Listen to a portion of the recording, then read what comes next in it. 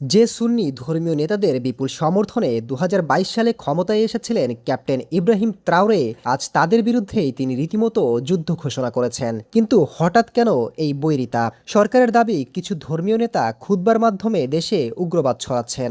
ইব্রাহিম সাফ জানিয়ে দিয়েছেন, ধর্মের নামে এই সহিংসতা মেনে নেওয়া হবে না। তার এই লড়াই ইসলামের বিরুদ্ধে নয়, বরং উগ্রবাদের বিরুদ্ধে। উগ্রবাদ ঠেকাতে সম্প্রতি একটি কড়া ধর্মীয় স্বাধীনতা আইন পাশ করেছে বুর্কিনা ফাসো সরকার।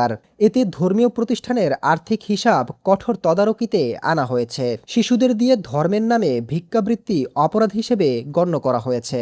সবচেয়ে বড় চমক হলো, আরব দেশগুলোতে ইসলামী আইন পড়তে যাওয়া শিক্ষার্থীদের দেশে ফেরার নির্দেশ দিয়েছেন ইব্রাহিম। নির্দেশ না মানলে বাতিল হতে পারে নাগরিকত্ব।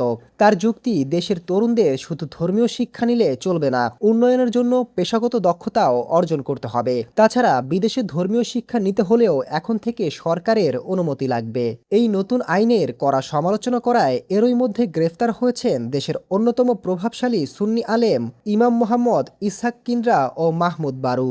প্রতিবাদে বিক্ষোভ শুরু হলে সরকার দেশের সবচেয়ে বড় সুন্নি মসজিদটিও সাময়িকভাবে বন্ধ করে দেয়। এক সময়ের মিত্রদের এমন প্রকাশ্য দ্বন্দ্বে এখন একটি বড় প্রশ্ন উঠেছে, ক্যাপ্টেন ইব্রাহিম ত্রাওরে কি সত্যিই উগ্রবাদ দমন করছেন, নাকি নিরাপত্তার দোহাই দিয়ে ধর্মীয় প্রতিষ্ঠানগুলোর ওপর নিজের নিয়ন্ত্রণ আরও শক্ত করছেন?